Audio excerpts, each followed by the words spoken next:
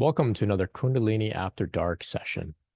I'm your host, Brent Spirit, and I'm here on Zoom with 14 other people. We've got 8 people watching in on YouTube. It's going to be an exciting time. If you're listening to the recording in the archive, you can join us for the next live Kundalini After Dark meeting. You can visit brentspirit.com/afterdark to register. So the topic tonight is Kundalini Shakti Awakening and the Lightworker's Manifesto. So if you ask me, this Kundalini Awakening process culminates in each of us playing a role of service. So of course, as we go through this process, we come to recognize oneness, we come to recognize unity with one another, our hearts begin to open, there's unconditional love, right? We move beyond self-centeredness. We develop skills, sometimes gifts. We tap into wisdom. We tap into insight. And of course, combine all of those things together, it makes it's a pretty good recipe for service, right? To make a positive impact in the world, to heal and support others, to be someone that offers their gifts in a meaningful way. So of course, those who are on the spiritual path that offer service, we call them light workers, people that are working with the light. And of course, Kundalini brings us to this light. So service can look very different for everyone. And of course, not everybody has to, culminate in their Kundalini awakening process by, becoming a guru or a spiritual teacher or a spiritual author or a YouTuber or an energy healer, for example. Some will certainly be called in that direction, but others, they'll be called to offer their gifts in ways that don't look overtly, obviously spiritual, right? So my aim here as a spiritual teacher, as someone who has been called to work in an obvious way like this, it's to empower you to go through your process, right? The Kundalini awakening journey, the transformation, and then eventually to come to a point where you can live a life of service to others, to the planet in your own way, in your own unique way. So tonight I want to share some ideas with you about how you can do this. I want to share some ideas about, how I've been traveling my journey, some things I picked up along the way. Of course, I'm not a master by any means. In fact, I'm just getting started on my own journey here. It's very early for me. I see this as a lifelong endeavor spanning decades, right? Of course, I have picked up some things along the way, and I want to pass them on to you. So when I was very early on in my process, I met with an energy healer who had gone through Kundalini awakening many years before. And when seeking some of her support in the midst of my really dark purification period, she told me point blank, very bluntly, she said, Brent, you must go home and you must get down on your knees and give up your entire life, your entire path, everything about you. You must give it all up to service. This is how you will get through the difficulty of the awakening process. Give it all up to service. So I went home and that's what I did. And I continue to do that over and over. I don't think it's a one and done type thing, though for some it can be. For me, it's an ongoing thing of constantly, retaking this or remaking this commitment to service. So knowing that you're going to be playing a service role in some way, once you get through this difficulty, for example, if that's the part of the journey that you're going through, knowing that you're meant to offer something in some point along your journey, that can help you to orient yourself and to keep you from completely giving up. You know what this is leading towards. You know what this is culminating towards, right? You see that you're being called in a direction to do something really meaningful for the planet, right? So when we're in really dark, difficult places, say during purging phases, for me, for example, if I thought about, what I'm going through, all the difficulty, all the purification, all the purging, if I thought it was just about me, just about this guy, Brent, I would have given up. It didn't feel like worth it just for this one guy to experience some peace or to experience some state of oneness or something. It's not worth it to go through all the difficulty, right? It didn't seem like it was worth it. However, when I thought about how I was going through this for other people, I tuned into my own body and I said, I'm suffering quite a bit, but I know for a fact there's other people that are suffering much more than I am. So maybe I can go through this. And at some point along my journey, I don't know when, but maybe at some point I can begin, supporting other people. Just like how the energy healer told me, give up your life to service. I said, okay, if it's for other people and not just for this guy, Brent, then I'll go through it. I'll go through it for the other people out there that are suffering. So I felt this drive to keep going. It's kind of like, when a parent suddenly gets, say, superhuman strength to lift up a burning car off their child, for example, right? That strength wouldn't be there unless it was for service, unless there was a real strong emotional charge there. If it was just for themselves, say they said, I want to be the strongest person in the world to win a medal, the strength isn't there, right? It's just for the individual. But if it's for others, the strength shows up. So orienting ourselves around this idea of service can help us to move through the difficulty. Of course, we don't know necessarily when we will be offering service, just at some point, right? And that point typically comes once you reach a point where you're feeling clear, you're feeling stable, you feel confident, you recognize that you have been transformed. And then you may feel this call, there's all this space has opened up in my life. I've got some skills, I've got some insight, I've got some experience. I see other people going through this difficulty in their journey in their life, not necessarily with Kundalini awakening, but just with things in general. I have some things to offer, right? So that's when we can begin offering our service. So perhaps you've already got a clear path for how you might give your service, and that path has already been laid out already. I've seen this with many people. So for example, they may be a yoga teacher, right? The kind that just kind of goes through poses and stretching and whatnot. And maybe they've got a following, they've got a community as a yoga teacher, and they don't know anything about Kundalini per se. But now they go through Kundalini awakening. It's very difficult. But then they're called back into being a yoga teacher, except now they're teaching from a new place. Now they're incorporating these ideas of Kundalini into their teaching, right? So they don't have to go out and find a whole new endeavor, a whole new vocation or career. They've been a yoga teacher. They've been established as a yoga teacher. So they just, integrate their newfound understanding into their ongoing work, right? Some people may be a really confident, experienced public speaker. Maybe they spoke about some random topic, some business or science or something, but they have the skills to speak. They have the confidence to speak. It's not unusual or foreign to them, right? Now they're called to speak about Kundalini. They're called to speak about spirituality, speak about healing, things like that, right? Maybe someone's a writer, they write nonfiction or creative poems or something, and then they go through Kundalini awakening. Well, now they begin writing books, spreading a message of service. Maybe somebody's got a YouTube account with, they've got a really big audience, and then they go through an awakening, right? And they look at their life and they say, well, what am I going to do with all this audience that I've built? Well, start serving them, right? Maybe somebody's a musician, they make music. Somebody's a painter, they make art. All of these avenues that we may have already established just become great context for us to continue our service work, right? Now, often these people, like I'm saying, they aren't called to take up a whole new direction. They incorporate their spirituality into their prior work. Their work evolves along with them. At other times, some people are called to completely abandon their work and to begin something completely new. And this is totally okay as well, right? Just recently in my own life, I've been, for the past few years, I was working as a photographer. I was giving my gifts to the world in the form of art. And I'm of late being called to move on from that, to dedicate myself more towards this type of work. So this is the way that service can come about. Very different avenues can show up in your life.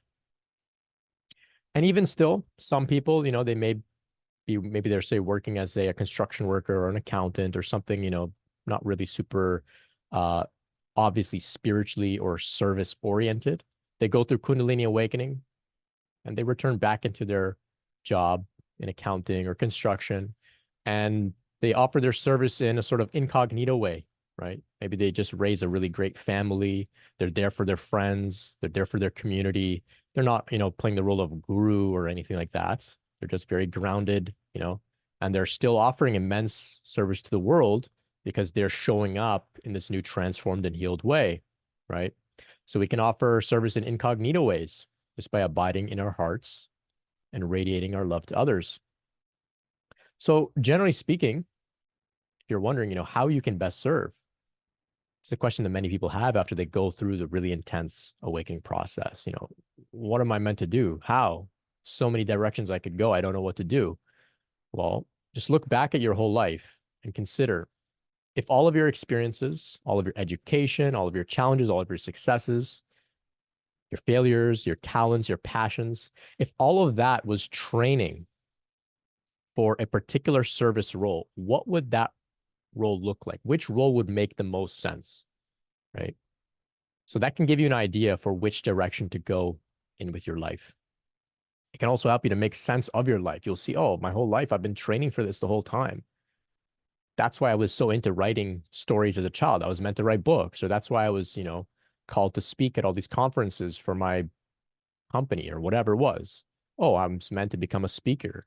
It's meant to become a healer, right? It's just, it all kind of comes together and makes sense. Something to consider there. And even if still you look back at your life, maybe you're young, maybe all of those things that you look back, they genuinely don't interest you. It feels like you're looking at the life of someone else that no longer exists. That's fine too, not a problem. You can tune into the flow and you can just begin to explore all sorts of different avenues with curiosity.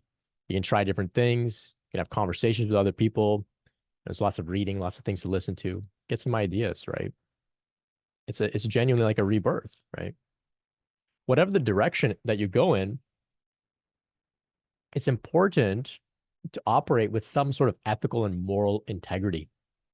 So this means being honest and aware of the dynamics at play, especially when working closely with other people.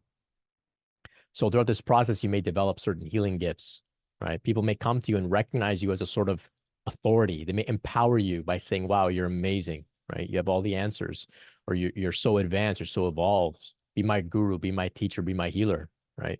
In some cases, they may project on you and say, be my savior, right? Be the parent that I never had, be the partner that I've been always looking for, love me in this way. So they may project all sorts of things onto you, right? So you have to be able to handle all of this with a lot of care. And of course, as we know, many people in positions of service, they end up doing disservice, they end up hurting others because they weren't responsible with the power invested in them. They weren't responsible with those positions that they found themselves in, right? So it's very important that we operate with some sort of moral and ethical integrity, some direction, some context, right? Overall, got to be honest. We can't mislead people. Nobody on earth can solve every single one of anyone's problems. Some healers, some teachers, some guides, some gurus, whoever it is, they may claim to be able to solve every issue, any issue, right? Maybe you go to their website and they just have an endless list. They deal with all sorts of mental illnesses and relationship problems and raising children and sickness and all these types of things, addiction and possession and entities and chakra balancing. And they just go on and on. There's a huge list.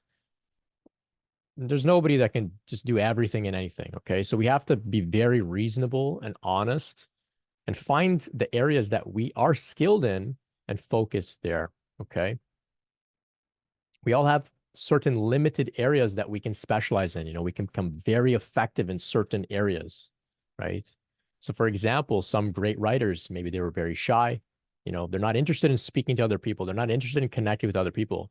And they don't pretend to be, even though they may have gone through a very profound awakening. They don't pretend to have suddenly also developed immense charisma and confidence to speak.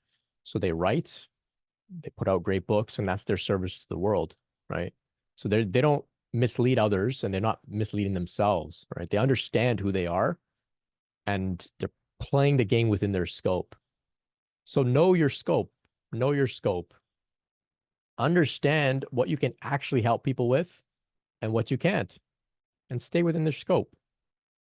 For example, energy healing is really good for many things, but when a client comes seeking you for support for something that you don't know anything about, or you're not confident about, or maybe that particular demographic is not somebody that you're experienced with. You don't feel like you can really help them. Rather than misleading them to say, get their money or to maintain some sort of image that you may have, you have to just simply tell them, I'm sorry, I can't help you, right? It's good to have some resources on hand that you can redirect them to, make some referrals, give them some books, give them some things that they can, go down and do some research and support themselves. But it's good to know when you can and can't help somebody as a light worker, right? So even though we go through profound transformations, we're not expected to, perform any and every miracle, right? It's also very important to take a humble approach. So we're all learning and growing here, right? Even once we begin doing light work, we're all growing still. The service work is not the end of the path.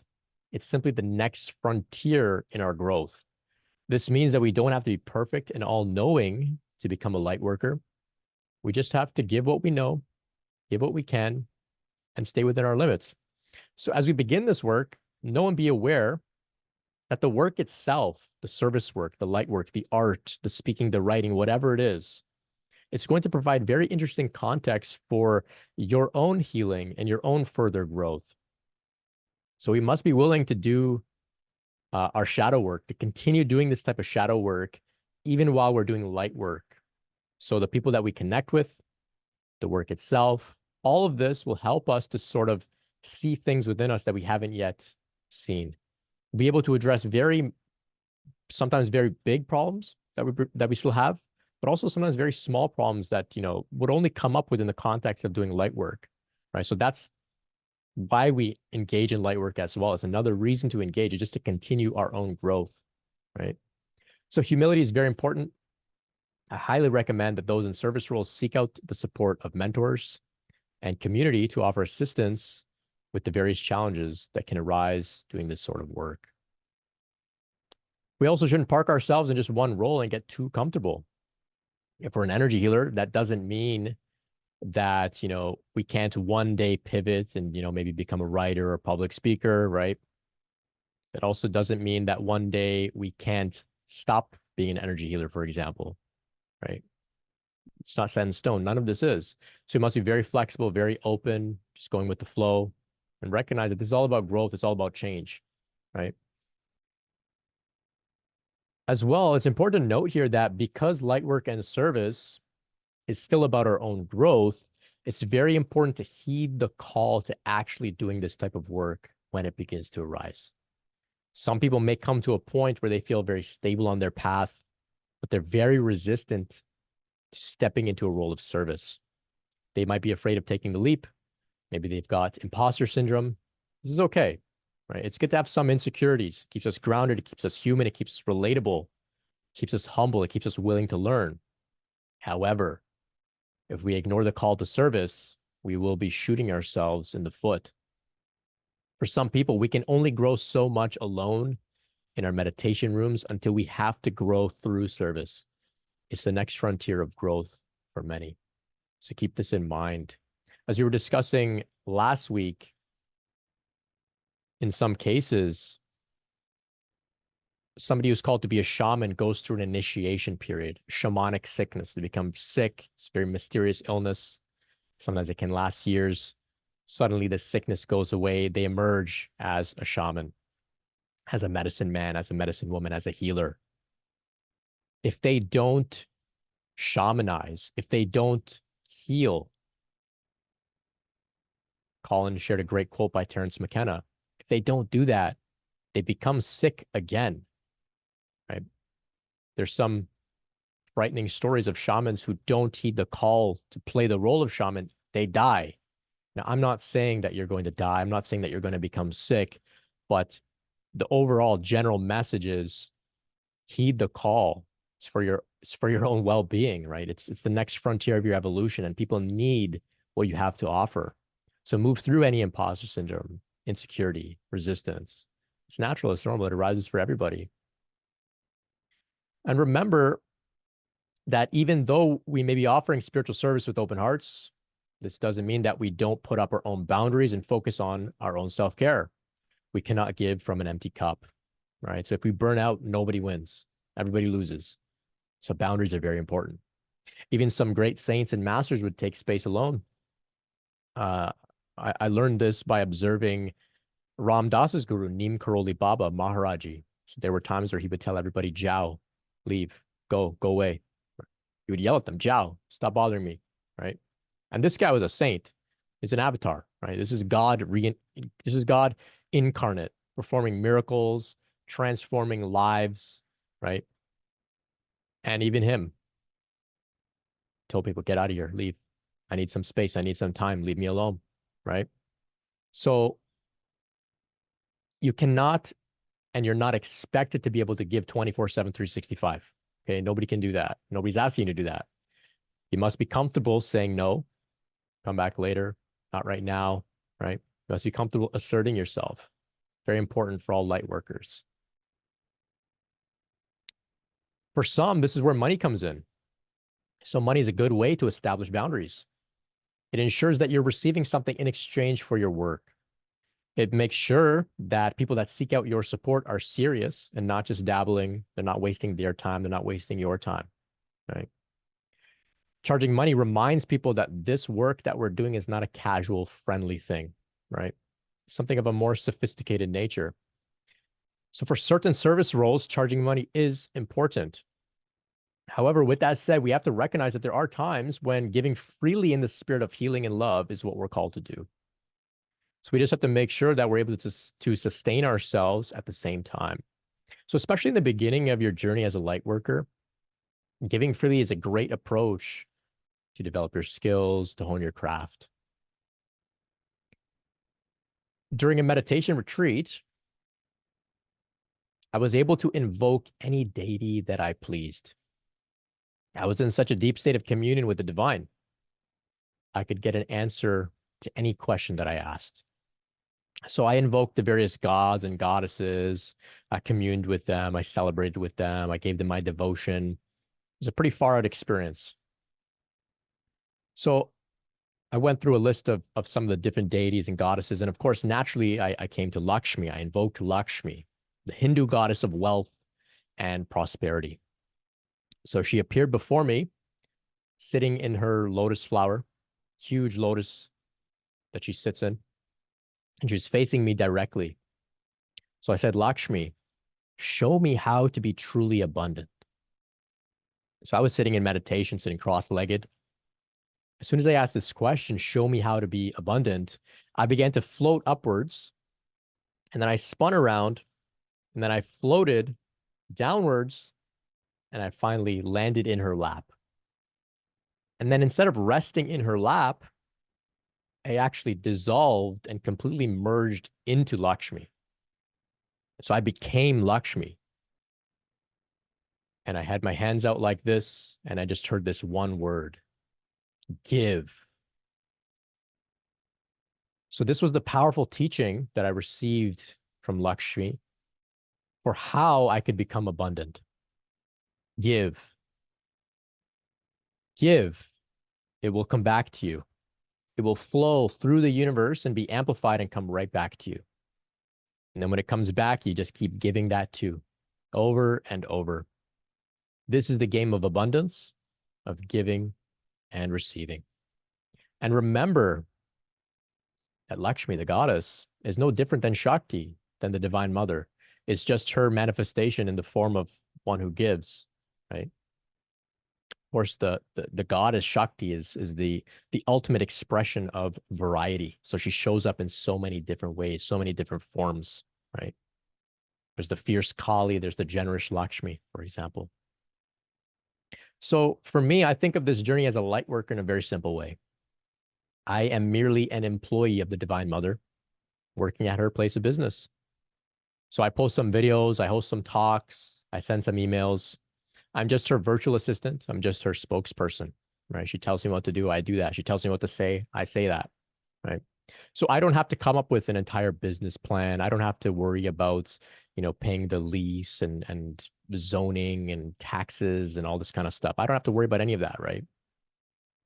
I just show up, I speak, I send some emails, very basic stuff. I'm just an employee, right? I'm not the CEO. I'm not running the show. I'm just one moving part in a much larger organization, right? So I don't have to handle anything that's outside of my scope. I just do what I was hired to do. I just do what was in my job description, right? In fact, I didn't even ask her for a job. I didn't apply for this job. I didn't show up and say, hey, here's my resume. I was just sitting around, right? I'd gone through this transformational process of Kundalini. Space had opened up in my life. I had become stable. And then I, received a call. Hey, would you like to be a messenger to support others going through this process? So I said, okay, I don't really have much else going on. Sure, right?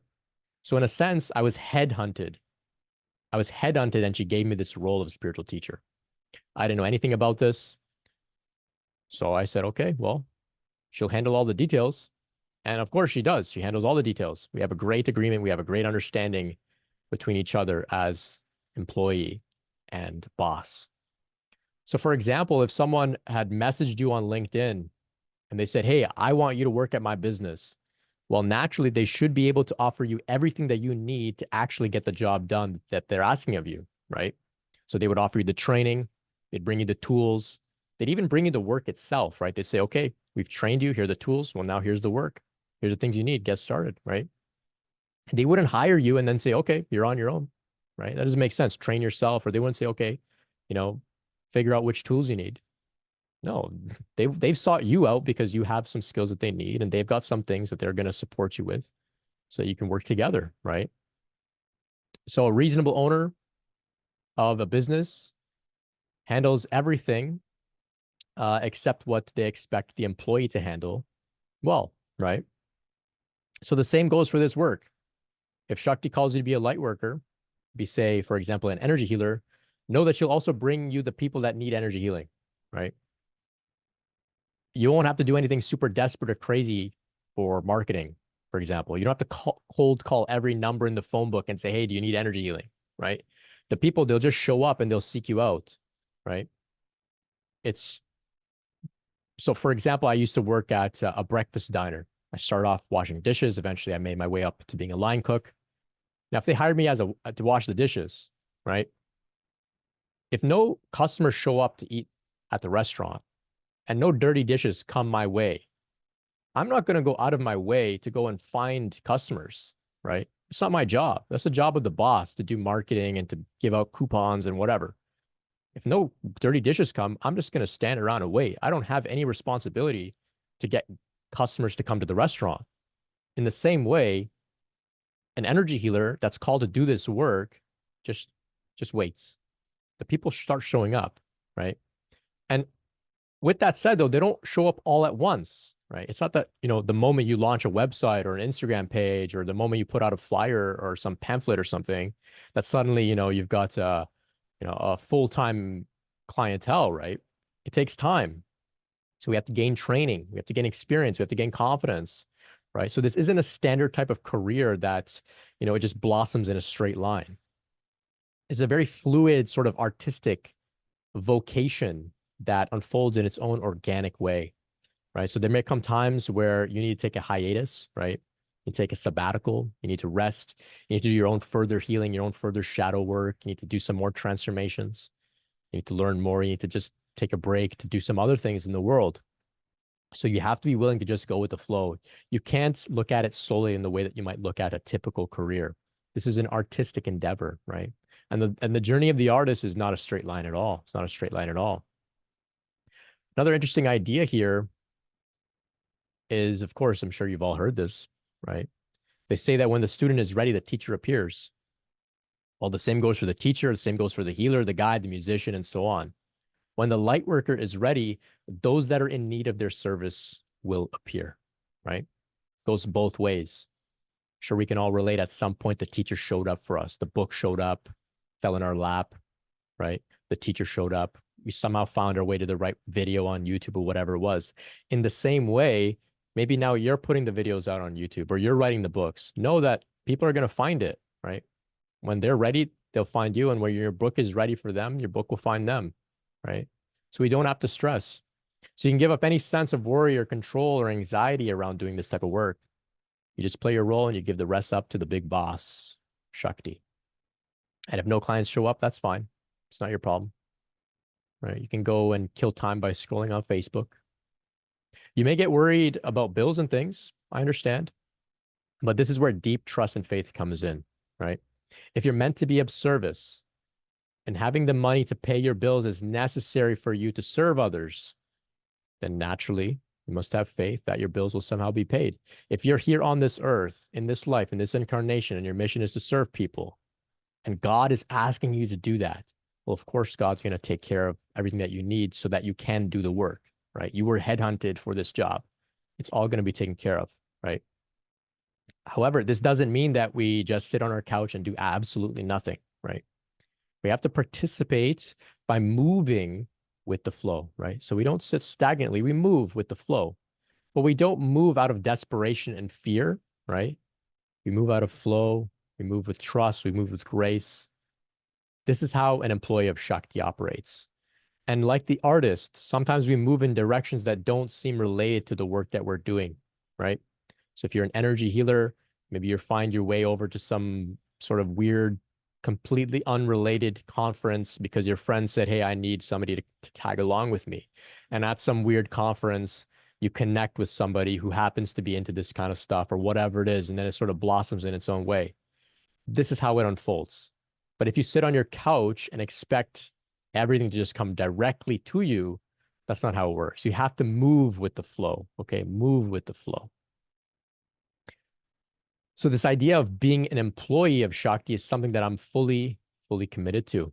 So the last After Dark session, my internet went down. Maybe you remember there must have been like, something like 40 people on the call altogether. My internet goes down, but I stayed cool. I said, okay, boss. Okay, Shakti. If this is what you want for tonight's call, then so be it. Maybe the call is going to end soon. No problem. End abruptly. No problem. I'm just an employee, right? If she wants to shut down the restaurant, well, who am I to argue, right? So it's her job to manage these things that are out of my control, whether my Wi-Fi works or not. So why would I panic, right? And what do you know? During that time that my internet went down, Tom and Nick, shout out to Tom and Nick, they had a great conversation, a great dialogue about some myths, and they kept the show going, right? So Shakti still managed it. I didn't have to do anything about it. My internet went down and Tom and Nick were inspired to keep the show going. This is how things will unfold for you too. As long as you recognize that there's a much larger intelligence, which is the goddess who's organizing and arranging everything, and you could trust her fully, surrender to her fully. So ultimately, it's important that we remember that this awakening, this healing and transformation, it doesn't happen in vain for no reason. It's not happening so you can just sit in a cave, right? And just meditate in a state of bliss. This is a practical unfolding with a very real, practical, worldly application. Service is the answer. Give yourself up to it. It is the most satisfying thing. The world needs your gifts. So with humility, don't hold back. So now I welcome you all to share your thoughts and experiences with being of service, with being a light worker. We can take some questions. I'm happy to answer and do my best, but I'll open the floor for others to answer and respond as well. You can also open the floor for some general sharing. Maybe there's something a little bit more tangential. I don't know what the word is. Something a little bit more off topic related to spiritual transformation, to Kundalini. Yeah, we can see where our conversation goes. Maybe there's something you'd like to be heard about. Maybe your challenge is something difficult. It's Kundalini After Dark. Anything goes. You can type in the chat.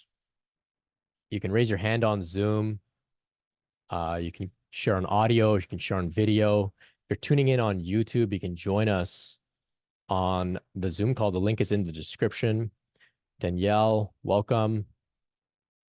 Hugo, Maria. Hugo on YouTube is sharing here. I'm currently being guided to write music, rap to be exact, poetry, to spread the message of oneness. I've been led to the right people. This is amazing. Oh, incredible, incredible. Yeah. See, Hugo says here, I'm currently being guided to write music, right? He's being headhunted to write rap.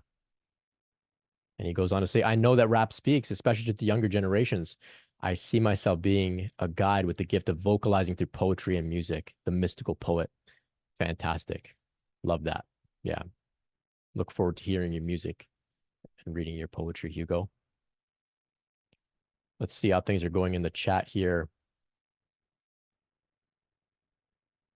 Marlene shares, I've been feeling a lot of joy coming from my heart chakra lately after months of emotional purging. So glad to have a break. Oh, fantastic. Fantastic.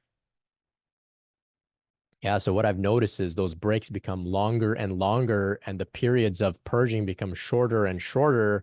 And eventually the scales tip and you recognize, I think I'm through this transformation for the most part. I think I can settle in and relax and enjoy this new way of being. And it's from that place that then call to service can really begin to emerge. So let's go over here to Aaliyah.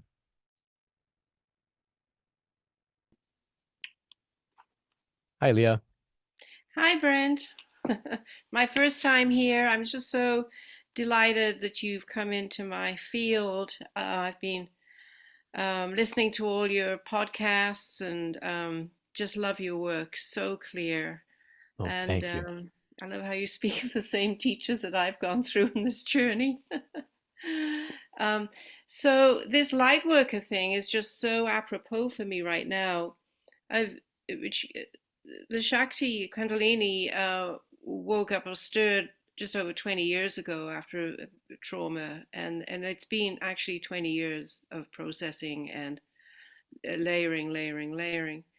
And this past week, I was on a spiritual transformational healing course, and I got a loud message after releasing some very old dark trauma.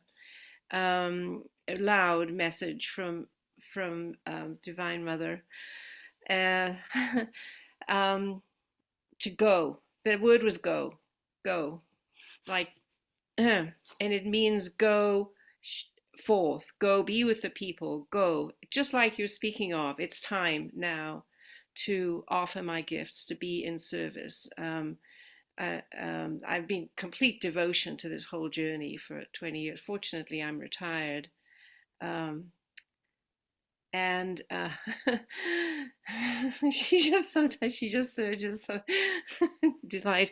And so yeah, I'm actually putting, okay, if I had a little calling card, I'm on a community in Vancouver Island, so not a big place but a high energy kind of place, and lots of people in the process of awakening, and people are just naturally coming to me, like we spoke of, to hang out, have a coffee, just have a chat. Younger people like your age, early 30s, and so they're just coming. So I think my role is, I know my role is like as a spiritual mentor and kind of specializing in Kundalini emergence issues, as well as divine light healing, because yeah, I think well, I know it's about healing souls. It's not about the person. It's about the souls. So there are souls of dead people who are just kind of showing up and landing now for clearing, for being released through. And also people are coming, whether they know it or not, to heal trauma which is similar to mine. So it's quite interesting how this is just like a divine play that is just all happening. I guess I just wanted to share this because I've actually never been part of any community around this stuff. So I'm just so delighted to be here, to be with Mm. people who kind of get it or in the process and want to know more. And thank you. Oh, thank you. Thank you for sharing. Mm. Yes. Go. I like that. Just go. Get started. And people start to show up. I mean, this is a great example, what I wasn't just making stuff up when I said people show up, and here Aaliyah is saying, yeah, they're just showing up. It's really incredible.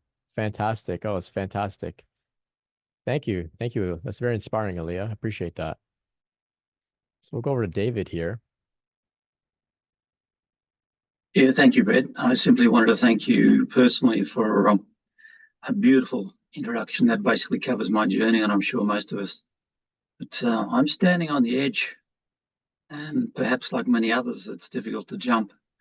I've been given a presence to write, and there's been lots of material which has been presented, but there's this difficulty to sit down and write. You're good enough to give me some time, and I actually sat down and wrote for a few hours. And I wanted to talk about lucid dreams. So I've got this physical movement, which is energy, which is pretty strong, and head pressure, which is a combination of resistance, I believe, or the physical side of it. But I sat down and wrote for a few hours one night, about midnight till early morning, and went back to bed and had a lucid dream of the old workplace being taken over by unsavory characters. So, if you like, resistance on the other side. Now, this has been ongoing for a long time, but the pain and head pressures remained and basically stopping me from sitting down and doing the physical work or getting into flow or action with it. So I've got this dichotomy going on, and having the desire, deep desire to serve, and what's been presented for the higher good. And yet there's this from, if you want to call it a dark side or greys or whatever, which is also fairly strong. So it's about knowing one's power and the ultimate end, isn't it? As you mentioned, sitting on the fence and ultimately getting off the fence and doing the work, and then you think it would subside. So that's where I'm basically at the moment, which isn't a nice place to be. Yeah, that sounds difficult. Resistance to the work can show up in many different ways. It can show up in our own insecurities. It can show up externally as well. People around us may say, hey, don't do that. You're not ready, or that's weird, or how are you going to make any money doing that, and whatnot. As well, it can also show up in the, in the spiritual planes, in the dream planes, in the mystical realms, you could say, where there may appear to be sort of psychic attacks manifesting, trying to sabotage the work. What I've found overall is that type of resistance eventually runs out of steam. It runs out of momentum. It's got a few good shots in it, and then eventually it sort of withers away. Whereas the momentum behind the light work itself just keeps picking up more and more and more. So in your case, I would commit to the writing. Eventually the resistance will likely just lose its steam, and the writing, the expression, the light work that's coming through you will have so much momentum. Nothing can stop it. This is what I found for myself as well. Maybe others can relate to this point of resistance that comes up against us trying to, live our mission, our calling, our purpose. Maybe some others have some things to share for David here. Could We'll I go over to ask your Nick here. understanding on? Sure. Sorry, could I ask your understanding on water? So in these travels, there's many occasions where there's water, there's overflowing fountains, there's lovely swells in oceans where I'm driving a vehicle over it, overflowing showers and basins, toilets, that sort of thing. But lots of water. Is that consciousness? What's coming to me is water is the element of the second chakra, sacral chakra. The power there is creativity. Mm-hmm. So perhaps it's the representation of the creative flow. Noemi is sharing here, it's the flow of emotions. Emotions are also creative expression as well. They fuel art. Emotions also fuel the creativity of, manifesting your own reality and whatnot. So perhaps there's some power there, some creative juice that's flowing there that needs to be channeled upwards and out. Just some things coming to me to share spontaneously. No, it fits beautifully. Thank you, mate. Oh, you're so welcome. And we'll go over to Nick here. Maybe Nick has something to share on these topics. Thanks, David. Yeah, I just want to recommend a really good book on this subject that I read recently. I'm also doing a lot of writing, just trying to finish off my first book, and I definitely came up against a lot of resistance to moving down that path over the, several years that I've been trying to get better at writing as I've been awakening. There's a book called The War of Art. It's written by Stephen Pressfield. It's a really good book. Just I had to the changing your mindset to resistance, I found being a really helpful thing. Like resistance is something to me that is like a signpost to the direction that we need to point ourselves in to grow. So like resistance is not an enemy. I mean, he kind of treats resistance as an enemy in the book, but I like to take the perspective that resistance is like showing us exactly where we need to go. It's not something we need to get rid of. It's not something we need to suppress or try to dance around and try to deflect. But it's something that is showing you exactly what you need to do. And the more resistance you feel to something, the more important that thing probably is that you need to do. So to me, it's like pointing you where you need to go in your individuation process as a light worker or whatever you're trying to do. And resistance is just the ego trying to hold you back or hold you kind of in a safe place. But if you, like he talks about in the book, like creating like a ritual, so like a meditation ritual, and he talks a lot about the muse and the goddess in the book, the energy of the soul and how it is pushing us to grow constantly, and it wants us to do these things that we feel resistance in. So befriending resistance I found to be a really good shift in mindset, because that's like growth mindset, that you're like trying to shift towards growth, and growth, there's always going to be resistance to growth. So it's not something to avoid. Anyways, thanks. Thank you, Nick. Fantastic book recommendation. In fact, a few weeks ago, I had begged David to read The War of Art. And in our conversation, I think I did read it. to Thank you, Nick. I Go did ahead, read it, and David. it's settling. Things are getting better. Thank you. Yeah, no worries. Yeah, fantastic recommendation. Very, very on point. It is my favorite book of all time, Stephen Pressfield's The War of Art. It's the reason for all of this here. All of this here, The War of Art. Check it out. What's your book about, Nick? My book is about like the Kundalini awakening journey and like assessing it through the perspective of the archetypes and Carl Jung's works and the Red Book that he wrote and the Odyssey. Essentially, just like telling a personal story of Kundalini awakening and supporting it with comparative mythology, and yet using the myth of Shiva and Shakti to kind of understand this kind of merging of, the unconscious and the conscious. And yeah, it's something I've been working on for probably the last 4 years. Yeah, since 2020. So I've rewritten it like 10 times, or probably even more than that, to be honest. So I'm like just editing it now.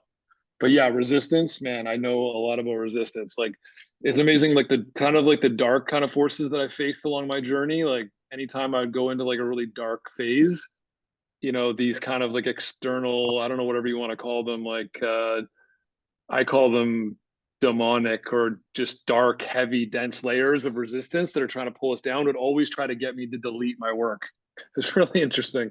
So it's always like delete your work and go do something else. Be normal, be normal. You know what I mean? And then like Shakti would be saying to me, like, no, like continue. So it's interesting, the two kind of forces of consciousness in the external and how that plays into the consciousness in our internal, and that fight between individuation and stagnation. So yeah, I know a lot about that. That's a battle. Brilliant. Brilliant. I look forward to one day reading. Sounds right up my alley. And Yeah, we've for got sure, man. some great light workers here with us tonight. Everybody on their path, sharing and expressing. Fantastic. B here asks, how does it all come to you? Visually, or do you hear it? Or it flows through you? So for me, I feel, I become empty, and I just wait. And in that waiting, something begins to move through me. At times when there's very obvious things that I need to see, and I'm in a very deep state of concentration, I may get visuals, but not very consistent. Um, I may hear things. If it needs to be spelled out to me, I will hear it, just so that there's no miscommunication, misinterpretation. I may hear things, but for the most part, I'm a feeler. I'm a feeler. So I just become empty, just become quiet, just relax, try and release tension within my body so that the tension does not distort or distract from any feelings that I may receive. So that's why I just practice meditation, relax, and then things just sort of bubble up, an idea, an impulse. Often it doesn't feel like it's coming from, the divine. It just sometimes will feel like it's my own idea, but I know, of course, none of this is my own idea. It just appears that way at times. So I hope that can answer your question, V. So Hermes here asks, how would someone begin with shadow work? I have a friend who's interested. Aaliyah's responding here. There's a new book out by Mary Muller-Schutan on shadow work. She's been very helpful for me. Lots of books on embodiment, awakenings of all kinds. Kundalini specialist.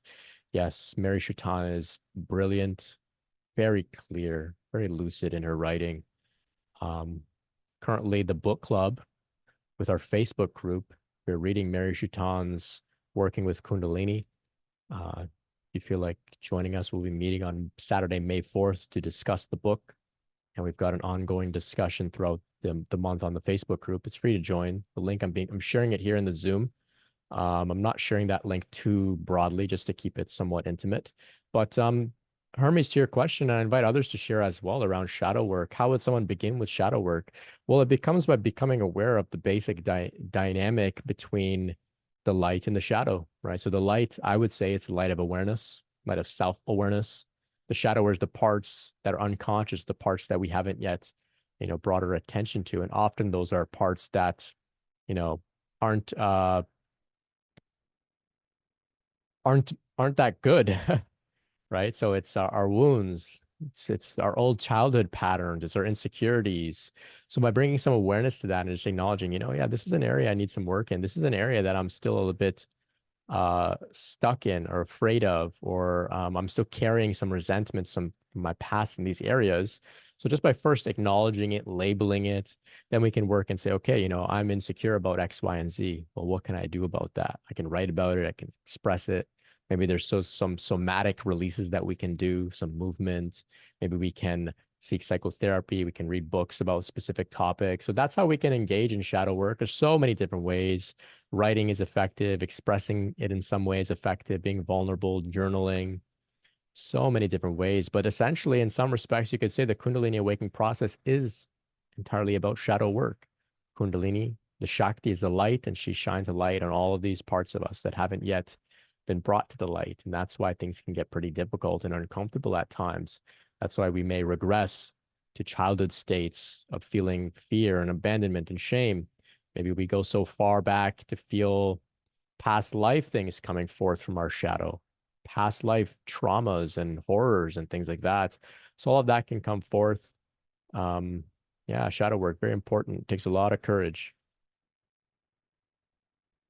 Hugo says here, shadow work, a relationship, find yourself a sparring partner. Yes, relationship provides a great context for shadow work, right? It can stir up all of our unconscious patterns in relationship, definitely.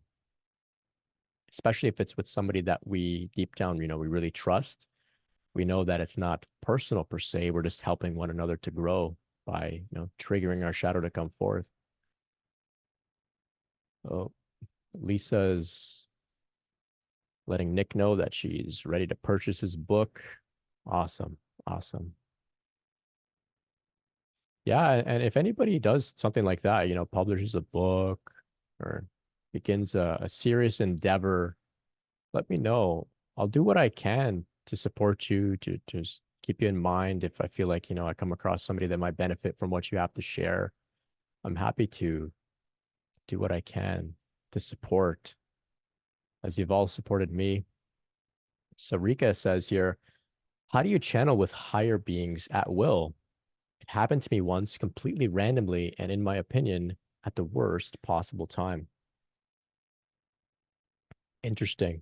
So there are some people who develop this knack, this skill to channel, right? So like I was sharing earlier, for me, I become quiet, and I just wait.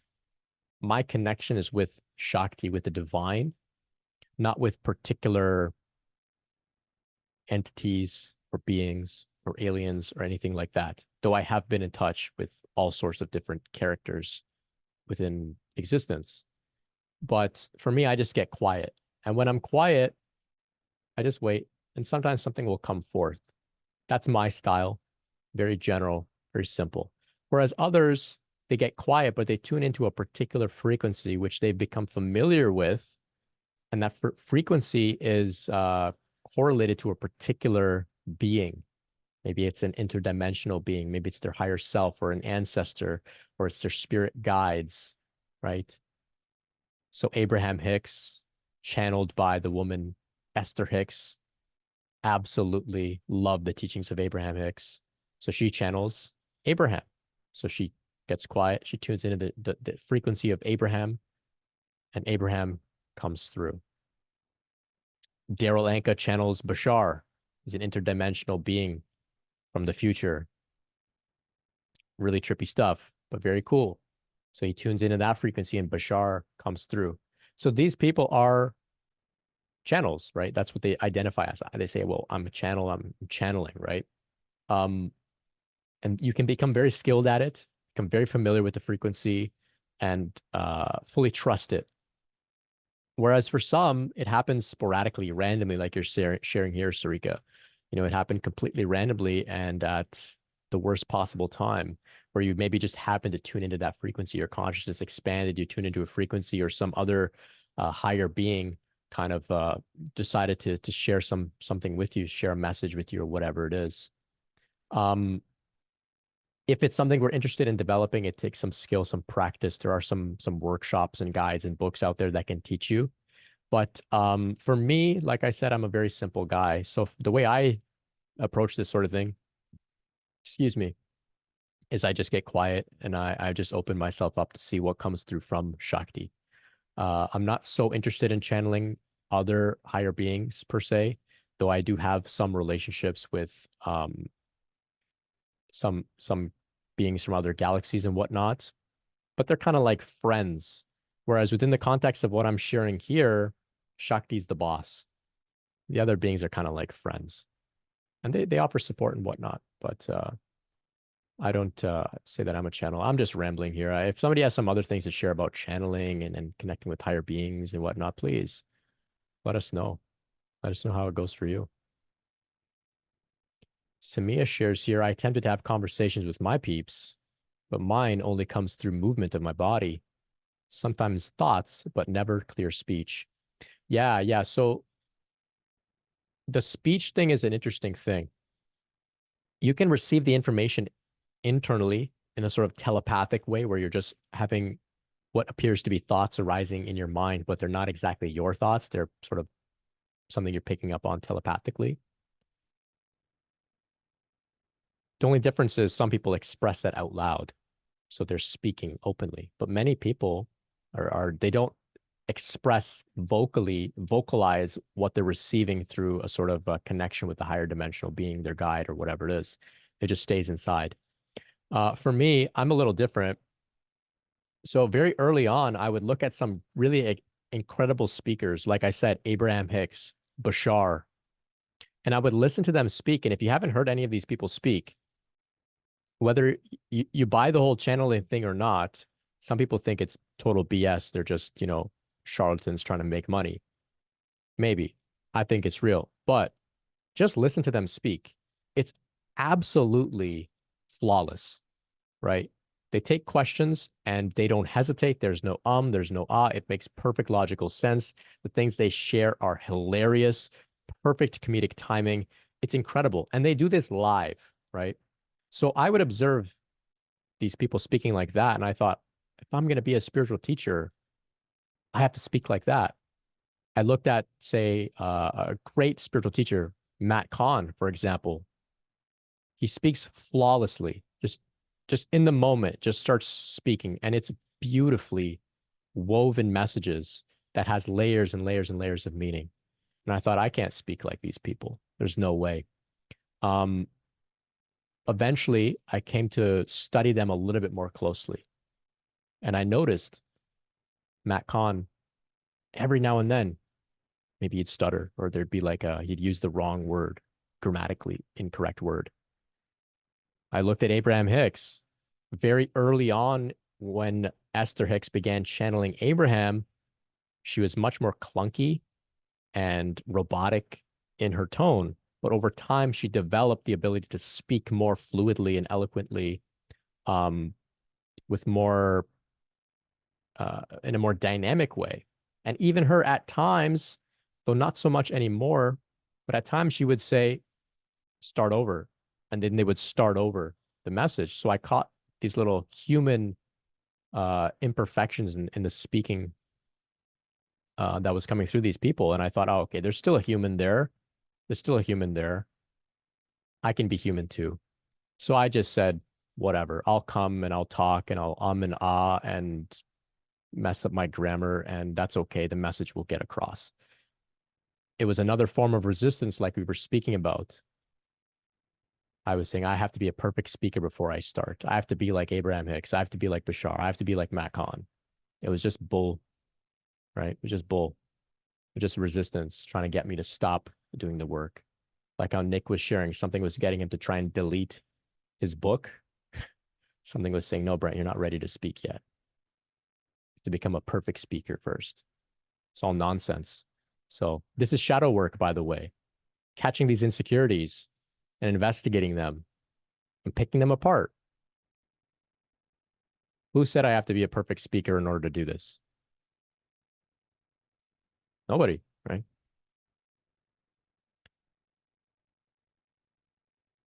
Narita shares here on YouTube, I've seen Bashar live over 30 years ago.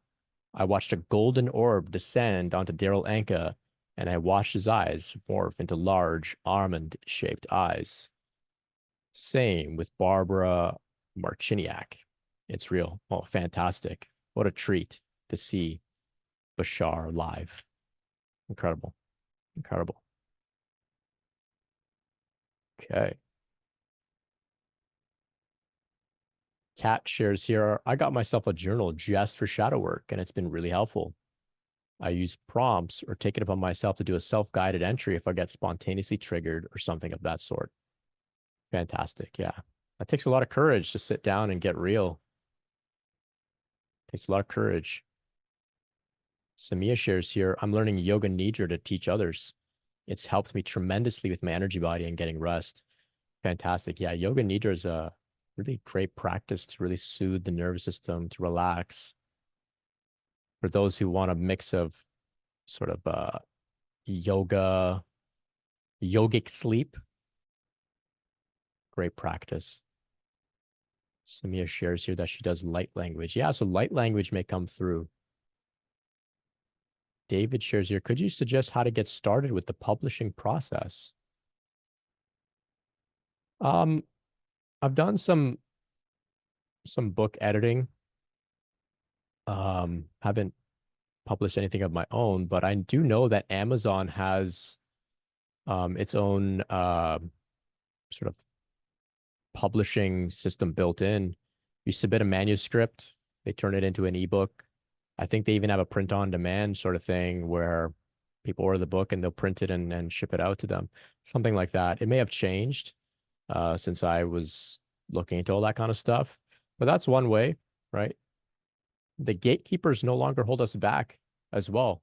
In the past, if you wanted to publish a book, you had to go to a publisher and they had to like your book. Today, literally, you could write a book in a week and publish it online and nobody's going to stop you. It's a very different time, very different time. Noemi says here, how do I become more comfortable with silence and stillness? I'm at times repelled by silence. I'm nudged into silence every day, but I avoid it at all costs. Well, you can ask yourself, what is it about the silence that scares you? Often it's the fear of what may arise within that space, something uncomfortable, something we don't want to look at. We have to sit with ourselves. And if we don't necessarily like ourselves or we don't feel comfortable in our body, this can be, something that we want to avoid. There's great power in sitting with things, just letting it come up, just looking at it, facing it, knowing you're safe. Remind yourself, I'm safe in this silence. And then just wait. You can take it slow. Just sit in silence for a minute, and 5 minutes, and 10 minutes. Right? You're safe. You're safe. Nothing that comes up is going to be the end of you. Anything that comes up in the silence is just arising to be released.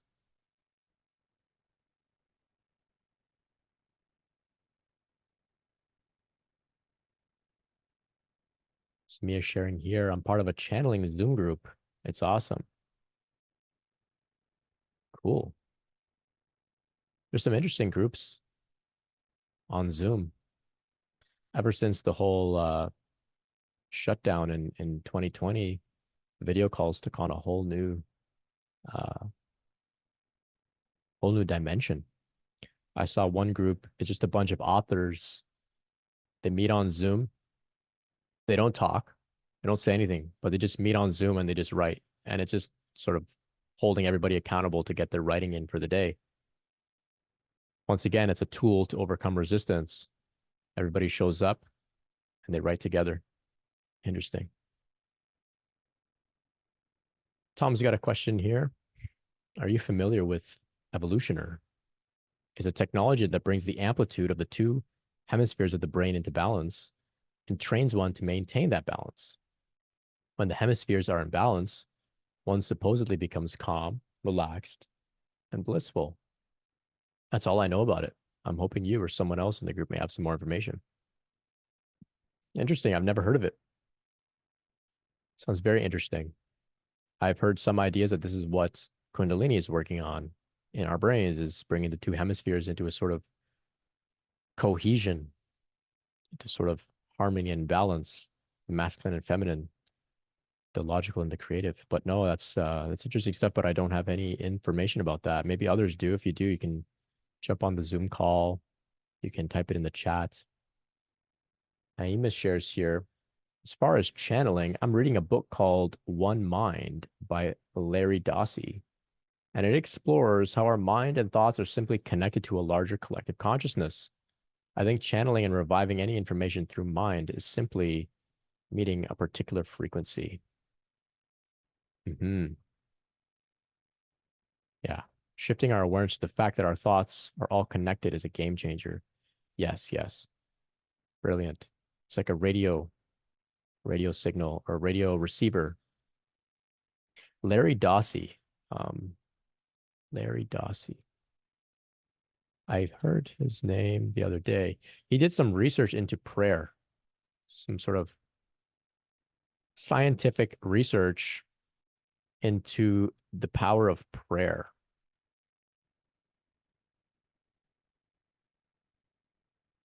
Now, he's done a lot of interesting stuff. The science of premonitions. Interesting. I'll have to explore his work more. But he seems to have a bunch of books about healing and all sorts of things. Interesting stuff, Naima. Thank you. Henson says here, how can I just observe random voice I hear during the meditation? It was conversation I had during the day or something I watched. I feel like it is running in the background during the meditation. Yeah, so sometimes the mind will have a certain degree of momentum that continues into our meditation. And that momentum is based on the content that we were thinking about or consuming throughout our day. Ideally, in meditation, we stop feeding the mind with new content and we allow the momentum from the old content to eventually run out. And when it does run out, then we can, find ourselves in a more state of quietude of the mind. But you just observe it. It's just like a river running by. It's just like clouds passing through in the sky. Whether they're super incredible thoughts about the divine or some brilliant idea, or they're mundane thoughts about some, practical conversation you had with your neighbor, doesn't matter. We just sit and observe.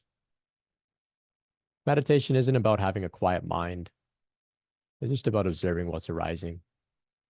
Noisy mind, chaotic mind, emotions, thoughts, feelings, etc. This is an important thing to understand, especially on the path of Kundalini, because Kundalini is going to purge a lot of the psychological content from our psyche, from our memory. And that's going to arise in the form of thoughts. If we try to silence that, we are suppressing the purification, the purging. We're suppressing the upheaval that's taking place. So rather than trying to quiet all of that, we just observe it. Let the mind get noisy. Let the mind get noisy. And this is just very obvious. If we look at the story of, the most prolific meditator of all time, the Buddha, he sat under the Bodhi tree. He didn't get quiet. His mind wasn't quiet for enlightenment. He had a very noisy mind. Demons came to taunt him. It's only after he went through that, then he realized enlightenment. So this idea that people have got about meditation being having a quiet mind is just completely incorrect. And it's unfortunate because so many people think that they're not able to meditate effectively because their mind is very noisy. Meditation is listening. You can listen to anything, right? It's a very passive process. You just listen. It can be in a different language. It can be 1,000 voices at once. It can be super loud, super quiet. You're just listening. That's all meditation is, and everybody could do it. You can't do a bad job of it. Tom's got a question here. I used to be guided in meditation and dreams. However, since taking meds to help me endure intense anxiety, I no longer dream. Do you have any suggestions for how I can tap into the flow of Shakti and her guidance without stopping the medication, which I find very helpful? Yeah. So, of course, not a doctor, not a psychiatrist here. When it comes to the topic of medication, please always consult the expertise of your doctor and follow their advice.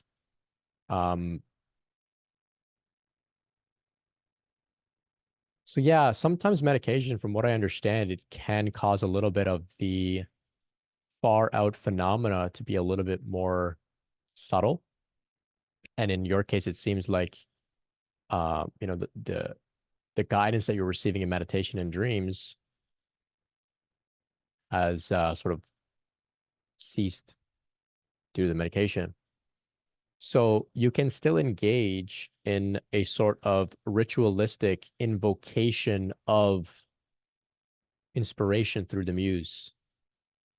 You can still enter into the flow through a sort of ritualistic manner. And you can form your own ritual. So it can be certain prayers, mantras, meditations, prostrations. You can then also open up a Word document and begin to write and see what comes out. You can go out on a conscious adventure in the city, consciously saying that I'm going to just go with the flow. You have to create context for the flow to express itself to you, right? So that's our participation in the movement.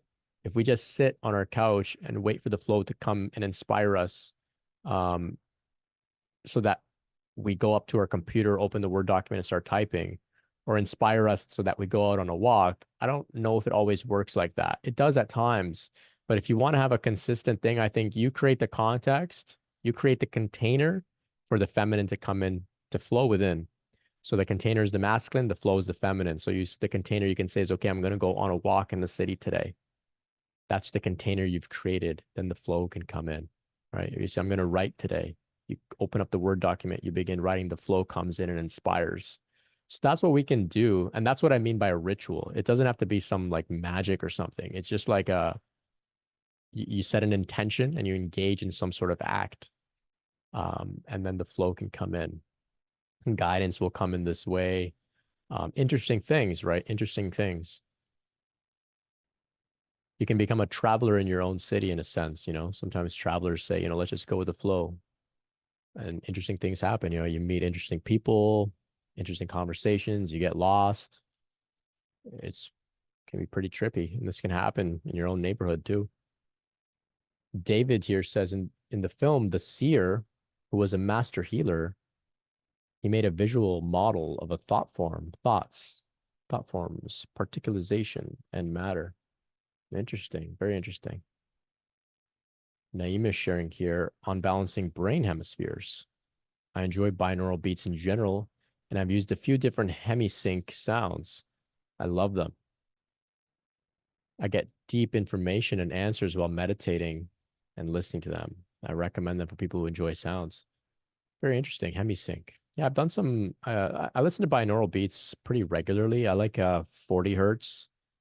Helps me to kind of just focus. But I haven't explored hemisync. That sounds interesting. Laura here shares, I'm both a psychiatric and hospice nurse. I both love and enjoy my job. However, I can't help and feel I can still be doing more. I feel I'm meeting resistance when meditating. I can't figure out where it's stemming from. I've done so much work. I feel so much better, but cannot pinpoint where my resistance is coming from. Any suggestion or thoughts? Interesting. Oh, okay. So the resistance itself, is it coming in the form of a, you could type in the chat if you feel like, Laura. Is it coming in the form of thoughts? Is it a feeling in your body? Sometimes people have resistance in the form of tightness. Sometimes there's a thought that says, I shouldn't be doing this, or I should do something else, or I'm not ready, or there's just a general emotion of fear, for example. Tell me a little bit about your experience, Laura. And if others have something, please let us know. Laura says, okay, it's almost as if I'm afraid of receiving any information from outside entities. Okay, so if you would like that sort of information, then it's important that you work through the fear. But not everybody needs to be open to receiving information from outside entities. That's one thing I think I should clarify here. Not everybody needs to be a channel for some interdimensional being or alien or ancestor or anything like that. For some people, they don't receive information in a very obvious way like this. It's more just a feeling. They just relax. They kind of get inspired to do this or that. It doesn't look like this sort of really weird spiritual transmission taking place. So that's one thing. You don't have to be comfortable with this. You really don't. If you are saying, you know, this sounds pretty interesting, I'd like to see if I could receive some information from outside entities. Well, like I was saying, we meditate, we just become open, and we're receptive. And in a state of receptiveness, we're just waiting. So receptiveness doesn't go out and seek something. It just waits with an open heart, with open ears, right? It's just receptive. And the receptiveness shouldn't have any attachment to whether you receive information, to whether you connect with the being or your guides or anything or not. It's just sitting quietly and saying, okay, if anything wants to connect with me, well, it knows where to find me. I'm here. I'm open. And we just sit and wait. And more often than not, things do begin to happen. Maybe not a full-blown channeling experience. Maybe not, you know, your whole life's path being revealed to you in a flash. But you may just get a bit of an inspiration, a bit of an idea, a bit of an insight. You may just get one sentence that just comes to you, right? It's kind of like the idea of shower thoughts, right? When we're in the shower, we get some interesting thoughts. It's because we're relaxed, we're open, we're receptive, we're not distracted by other things. It's a sort of a meditative place. So if we can get to that type of place within ourselves, we can receive a whole lot of shower thoughts without even taking a shower, believe it or not. But the whole idea of entities and stuff, it's not for everybody. It's not for everybody. So Laura here says, maybe that's the question. How do I know it's not just my thoughts or my ideals? Yeah, this is a very reasonable, grounded, rational question. How do I know whether the information I'm receiving when I enter into a sort of meditative state, how do I know whether that's not just my own mind? How do I know it's coming from somewhere beyond my mind? Well, we can learn from, we could argue, one of the most famous channelers, Daryl Anka, channeling Bashar. He says, well, maybe it was just some part of my own consciousness. Maybe it's just that's what's coming through. Maybe it's not actually an entity out in the world somewhere. Maybe it's just a part of my mind that I'm accessing. And when I go into this meditative state, this part of my own mind, my own brain begins to express. Maybe so. He acknowledged it. Maybe so. Well, then the question is the information that comes through, is it valuable? Is it meaningful? If it is, fantastic. Doesn't matter so much where it came from or whether it was your own mind or whether it was some Pleiadian being or some alien or some ancestor. It doesn't matter. If it was useful, great. Put it to use. That's good. If it was not useful, maybe it was just neutral, right? Maybe it was just some random words coming through. Maybe it was just light language that we don't really have a practical application for. No problem. It's neutral. You're not disturbing anybody. You're not harming anybody. No problem. Right? Maybe the stuff that's coming through is not helpful, right? It's saying, like in the case of Nick, he's written a great book, something coming through saying, delete the book, right? Okay. Maybe that's part of our own mind. It's our own shadow coming forth, trying to sabotage us. Maybe there's some unworthiness around becoming a successful author or artist or whatever it is, or getting the message out is part of it. Maybe there is some entity out there that's trying to sabotage the ascension and the awakening and trying to sabotage the light work that we're trying to do, right? But ultimately, we know what we're meant to do in a case like that, right? We don't delete the work. We don't give in to sabotage. So we can approach all of this with a very practical, rational, grounded perspective as well. If it's useful, that's all that really matters. Where it came from, not so important, right? Not so important. It's great to discuss and to contemplate. It's very exciting stuff, I know, but there will always be this question of, was it my mind or was it some being? Ultimately, if it's useful, that's what really matters. Let's go over here to Kat. Hi, Brent. Hi, guys. I just wanted to share in regards to Laura's thoughts on like exterior sources of information and ideas.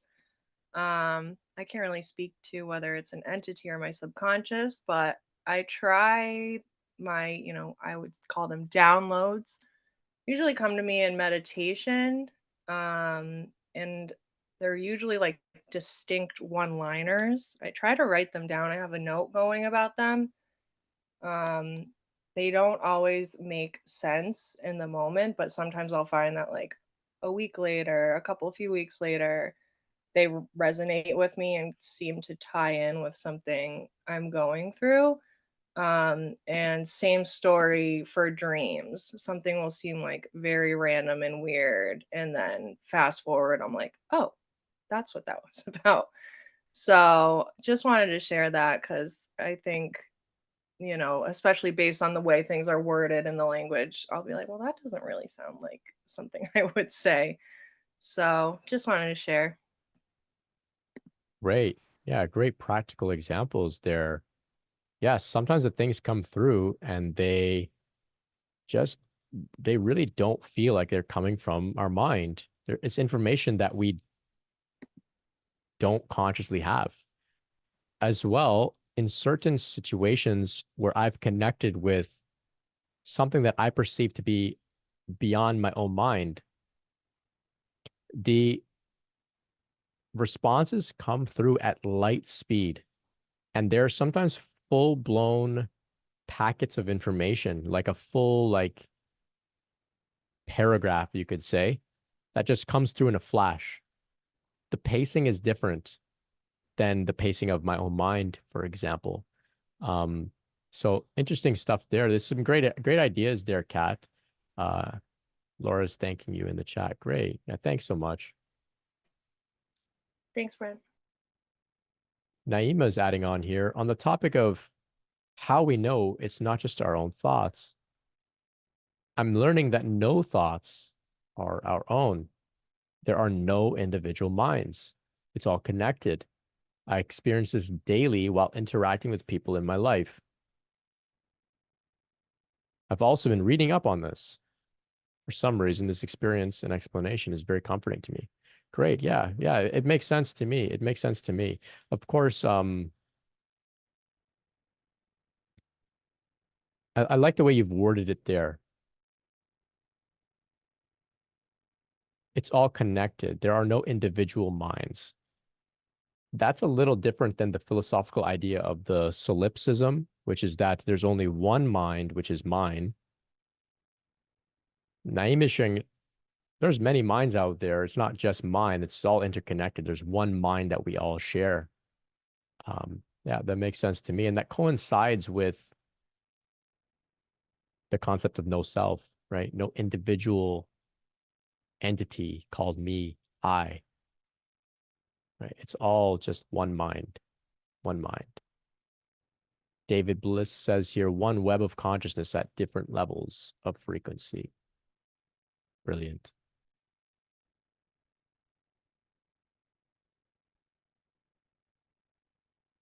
So Singing in the Open on YouTube says, recently I feel the Kundalini in my body during night, what I can best describe as a hurricane wind going through me.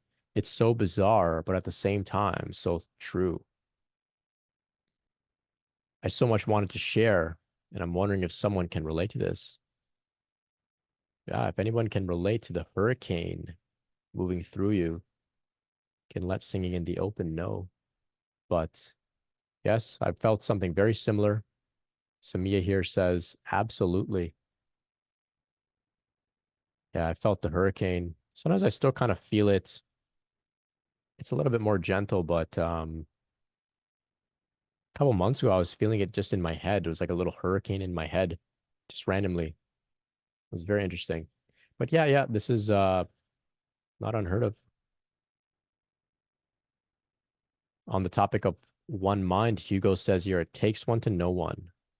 One mind. Yes. Okay.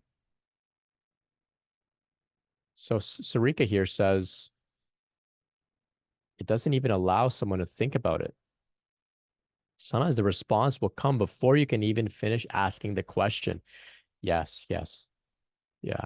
I know we're jumping around all over the place here, but hopefully you can follow along with our different conversations going on at the same time. But yeah, exactly what I mean, Sarika. When we're in that sort of openly receptive space, that channeling type mode, ready to receive, sometimes the response to our questions come before you can even finish asking the question. And that's how you know that it's coming from beyond our mind. It's coming at light speed. The pacing is just different. The energy of it is just different. And also the insights that come are like brilliant. They're brilliant responses that come. Yeah, Singing in the Open adds here that it's so interesting that many of the experiences seem to have some relation to nature's phenomena. Yeah, so of course, one of my favorites is relating Kundalini awakening to the lightning strike. The lightning strike. Can only imagine before people really understood what lightning was from, the scientific point of view. Must have been pretty trippy to see electricity coming out of the sky. Even more trippy when that electricity strikes you in the head. Turns your whole life upside down. Tenzin says here, one night I felt like my whole body lit up. It was so intense, like lightning striking it. Incredible. Okay, so we'll see if anyone has anything else to share on audio or video before we begin to wrap up here. It's been a great conversation. I hope others have been inspired to continue their light work. Thank you all for offering your gifts to the world, to one another. It takes a lot of courage to dedicate yourself to service. Pat says, thank you so much for creating this community and letting us reap the benefits of your light working self. Oh, you're so welcome. You're so welcome. Like I was sharing, honestly, this is just the next frontier in my growth. I heard the call and I knew that this is the next area for me to grow. And so doing this work, I'm continuing to grow a lot. All sorts of things come up, all sorts of insights. There's context around which I continue to, develop myself. I'm motivated to keep reading, keep doing my shadow work. It's all making sense for me. Once I started doing this work, it all started making sense. My life, which just seemed like a bunch of random events, started to make sense once I started doing this work. And I wish that for all of you that maybe are at a point where things don't make sense, for all of those who are at a point where things have begun to make sense, you're writing books, creating art, you're healing, you're sharing, you're teaching. Thank you so much for your work and inspiring us all and sharing with us today. We've got kundaliniawareness.org. Please submit a write-up about your Kundalini awakening journey. We're going to put together a catalog where others can read about different accounts of Kundalini awakening, and they could say, oh, somebody's having a similar experience to me. We've got a directory of licensed mental health professionals with Kundalini awakening experience. So if you're looking for a therapist, a counselor, psychologist, psychiatrist with Kundalini awakening experience, directory will be there for you. It's not yet up because we're still looking for some more applicants. So if you happen to know somebody or be somebody, a licensed mental health professional with Kundalini awakening experience, please submit an application. We've got the private Facebook group if you'd like to join us to continue these conversations. Thank you all for engaging over there. It means a lot. For those that offer a donation, thank you so much. If you'd like to donate, brentspirit.com/donate. Goes a long way. It really does. Thank you. Thank you. Got my course, Grounded, Spiritual Emergence and Integration. In it, we talk about finding your purpose after going through a profound spiritual emergence or emergency, integrating that into the world and, living a life of service in some way or another, finding your purpose. So you can check that out on my website, brentspirit.com/grounded. If you'd like to meet with me one-on-one, you can find out at brentspirit.com. Tomorrow, Kundalini Q&A meeting, Mondays, 2 p.m. Eastern. You can join us on Zoom. We'll take some questions. It'll be a good time. We won't stream live to YouTube, a bit more intimate. You can join us there, brentspirit.com/KundaliniQA. All the links are in the description. Let's get some sleep. We'll see you again next week. Appreciate you all. Much love. Much love.